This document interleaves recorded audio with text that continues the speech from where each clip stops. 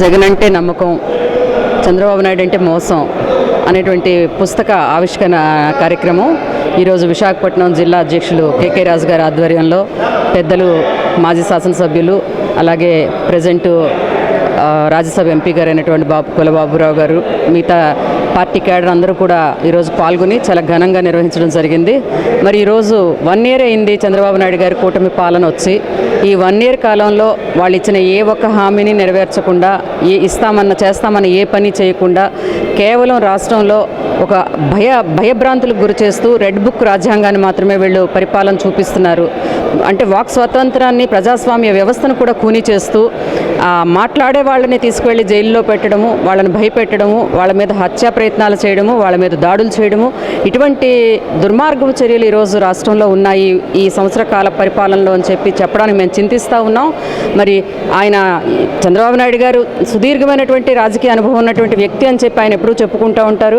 కానీ ఆయన అనుభవంలో నిజంగా ఈ పర్యాయం ఇది 4వసారి ముఖ్యమంత్రిగా ఆయన అయింది.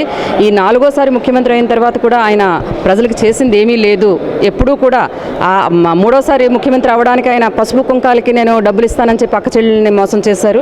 అదేవిధంగా ఈసారి అధికారంలో రావడానికి జగన్మోహన్ రెడ్డి రాష్ట్రాన్ని అమ్మేస్తున్నాడు, అప్పుల్లోకి తీసుకెళ్ళిపోతున్నాడు, నేను అంతకంటే ఎక్కువ సంక్షేమ పథకాలు ఇస్తాను, అంతకంటే ఎక్కువ డబ్బులు ఇస్తాను అని చెప్పి కల్లబొలి మాటలు చెప్పి మహిళా సోదరీమణులను ముఖ్యంగా నమ్మించి ఈరోజు ఆ నమ్మకాన్ని వమ్ము చేసినటువంటి దుర్మార్గపు చర్యలు ఈరోజు రాష్ట్రంలో చేపడుతున్నటువంటి చంద్రబాబు నాయుడు గారి పరిపాలనని మేము నిరసిస్తూ ఈ పుస్తకావిష్కరణ చేయడం జరిగింది.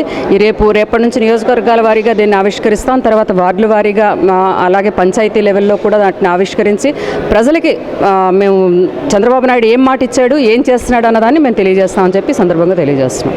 గారు ముఖ్యమంత్రిగా ఉన్న టైంలో జగన్మోహన్ రెడ్డి సంక్షేమ కార్యక్రమాలు చేపడతా ఉంటే ఓ పక్క నుంచి ఈయన రాష్ట్రాన్ని తీసుకెళ్లి తాకట్టు పెట్టేస్తున్నారు, అప్పుల పాలు చేసేస్తున్నారు, శ్రీలంక చేసేస్తున్నారు అని చెప్పి ఆయన మాట్లాడటం జరిగింది. మరి అదే వ్యక్తి రాష్ట్రం ఏ పరిస్థితుల్లో ఉందని తెలిసిన వ్యక్తి ఆయన ఆచరణ సాధ్యం కాని హామీలు ఇచ్చాడు. 143 హామీలు ఇచ్చాడు ఆయన. సూపర్ 6లని అన్నాడు. ఇవన్నీ ఇస్తూ ప్రజల్ని నమ్మించాడు. నేను వస్తే ఇలా చేస్తాను, అప్పటికి జగన్మోహన్ రెడ్డి గారు ఇచ్చేటువంటి అమ్మఒడిని నేను తల్లికి వందనం రూపంలో ఇంట్లో ఎంతమంది పిల్లలు ఉంటే అంతమందికి ఇస్తానన్నాడు. 15,000 నీకు 15,000 మీరు ముగ్గురుంటే మీరు ఇంకా పిల్లల్ని కనండి అన్నాడు. ఆ సంపద సృష్టిస్తానన్నాడు ఆయన.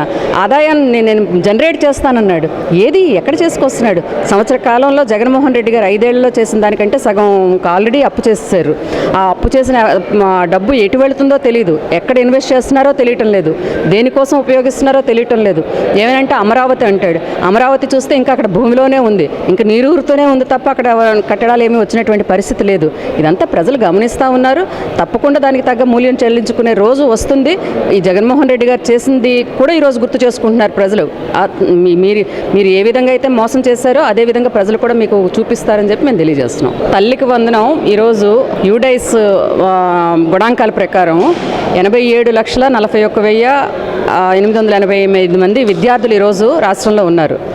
దానికి ఈయన చెప్పినటువంటి చంద్రబాబు నాయుడు గారు చెప్పినటువంటి 15,000 ఇంట్లో ఒక్కొక్కరికి లెక్కన 13,112 కోట్లు కేటాయించాలి. కానీ ఆయన కేటాయించింది 8,745 కోట్లు మాత్రమే. అంటే ఆల్మోస్ట్ అక్కడికి వచ్చేసరికి 1/3 విద్యార్థుల్ని కట్ చేసేసి దానికి కూడా కొలమానం ఏ విధంగా ఇచ్చారంటే ఎలిజిబిలిటీ 10,000 నుంచి 12,000 రూపాయలు జీతం మించి వస్తే అది వర్తించదని, 300 యూనిట్లు పెరిగితే అది వర్తించదని, విలేజెస్కి వచ్చేసరికి 3 ఎకరాలు పల్లము 10 ఎకరాలు మెట్టు భూమి కంటే ఎక్కువ ఉంటే అది వర్తించదని, అలాగే ఫీజు రియంబర్స్మెంట్ వస్తే అది కూడా అంటే ఆ ఇంట్లో ఎవరికైనా ఫీజు రియంబర్స్మెంట్ వస్తే వాళ్ళకు కూడా ఈ తల్లికి వందనం వర్తించదని, ఈ విధంగా అనేక విధాలుగా ఈయన కొత్తగా తీసుకొచ్చి వాళ్ళు చాలామంది ఇన్ఎలిజిబుల్ చేసేసి ఈరోజు ఉన్నటువంటి గణాంకాల్లో 3 మందికి ఇస్తే 1 వంతు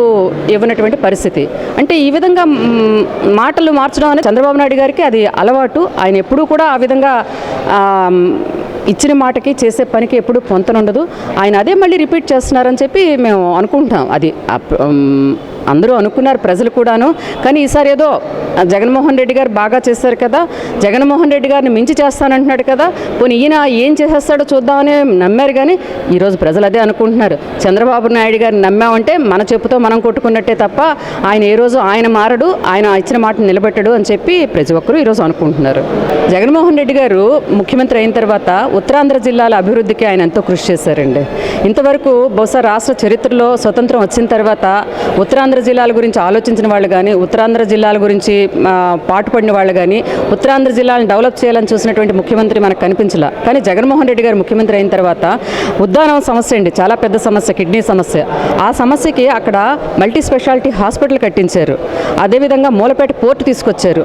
ఉత్తరాంధ్ర జిల్లాలు అభివృద్ధి చెందాలని చెప్పి విశాఖపట్నం రాజధానిగా, ఎగ్జిక్యూటివ్ క్యాపిటల్గా రాజధానిగా ప్రకటించి, ఎందుకంటే విశాఖపట్నానికి అటు సీ కనెక్టివిటీ అవనివ్వండి, ఎయిర్ కనెక్టివిటీ అవనివ్వండి, రోడ్ కనెక్టివిటీ బాగా ఉంది. ఇక్కడంతా కూడా ఆల్రెడీ డెవలప్డ్ ఉంది.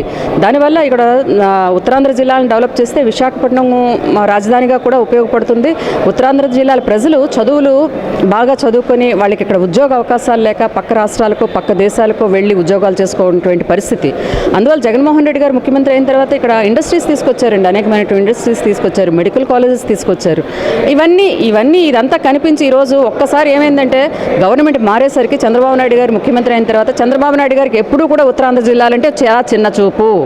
కేవలం ఉత్తరాంధ్ర జిల్లాలో వెనుకబడిన జాతుల్ని, వెనుకబడిన కులాలని కేవలం ఓటు బ్యాంక్ ఆయన సీట్లు పెంచుకోవడానికి ఉపయోగించుకుంటాడు తప్ప వాళ్ళకి చేసింది ఏమీ లేదు. మీరు చరిత్ర చూడండి, ఏ రోజైనా ఆయన ముఖ్యమంత్రి అయిన ఇది 4వ పర్యాయం. మూడు పర్యాయాల్లో కూడా ఆయన ఏ రోజు ఉత్తరాంధ్ర జిల్లాలకు కానీ, వెనుకబడిన జాతులకు కానీ, వెనుకబడిన కులాలకు కానీ ఆయన చేసింది ఏమీ లేదు. ఈరోజు చాలా నష్టపోతున్నాం ఉత్తరాంధ్ర జిల్లాల వాళ్ళం. నిజంగా జగన్మోహన్ రెడ్డి గారు మళ్ళీ ముఖ్యమంత్రి అయ్యి ఉంటే ఇటువైపు కొంత డెవలప్ అయ్యేది, మరికొన్ని యూనివర్సిటీస్, మరికొన్ని ఇండస్ట్రీస్ వచ్చేవి, అలాగే సాఫ్ట్వేర్ రంగం కూడా అభివృద్ధి చెంది ఉండేది, అనేక మందికి ఉద్యోగ అవకాశాలు వచ్చేవి. చంద్రబాబు నాయుడు గారు మాటల్లో చెప్తున్నారు ఇవి తీసుకొస్తామని. ఆయన పెట్టేటువంటి ఇన్వెస్టర్ మీట్లు ఇవన్నీ పెడతాడు, పెట్టి అవంతా పేపర్లోనూ టీవీల్లోనూ చూపించుకోవడానికే తప్ప నిజంగా కార్యక్రమం దాని మీద జరిగింది లేదు. ఈరోజు ఉద్యోగ అవకాశాలు వచ్చే అవకాశం లేదు. ఉత్తరాంధ్ర జిల్లాలు మళ్ళీ ఏ విధంగా ఉన్నాయో ఆ విధంగానే ఉంటాయి. చంద్రబాబు నాయుడు గారు ఎప్పుడు ముఖ్యమంత్రి అయినా ఉత్తరాంధ్ర జిల్లాల పరిస్థితి అంతే.